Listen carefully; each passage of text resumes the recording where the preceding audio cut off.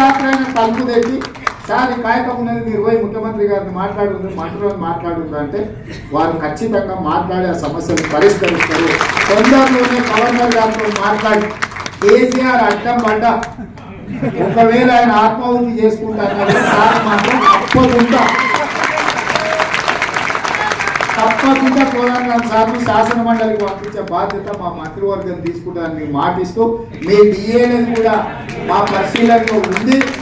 ఖచ్చితంగా మీ డిఏకి సంబంధించి అదే పిఆర్సి మీ ట్రాన్స్ఫర్స్ 317 జీవో ఇట్లాంటి చాలా విషయాలు ఉన్నాయి.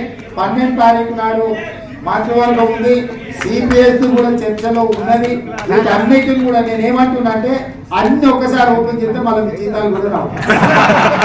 అది ఏంటంటే ఒక్కొక్కటి ఖచ్చితంగా ప్రయారిటైజ్ చేసుకొని మీకు ఏం చేయగలుగుతామో తప్పకుండా ఓపెన్ మైండ్తో చేస్తాము. మీ డిఏల విషయంలో కానీ పిఆర్సి విషయంలో కానీ ఇతర ట్రాన్స్ఫర్స్ విషయంలో కానీ 317 భార్య ఒక దగ్గర భర్త ఒక దగ్గర ఈ విషయాలను కూడా పరిశీలించడానికి మంత్రివర్గ ఉపసంఘాన్ని వేసినాము. మళ్ళీ తెచ్చుకొని తప్పకుండా ఈ సమస్యలను అన్నింటిని కూడా పరిష్కరిస్తామని తెలియజేస్తూ ఏదైనా మీరు అన్ని నా దృష్టిలోనే మళ్ళీ మంత్రివర్గంలో మాట్లాడి నిర్ణయం తీసుకుంటాం. ఈ రోజు మీ అందరినీ కలవడానికి ఈ సమావేశము ఇది ఒక ఆత్మీయ సమ్మేళనము. ఈ రోజు సమస్యలు వినడమే, ఈ సమస్యలన్నీ నోట్ చేసుకున్నాం.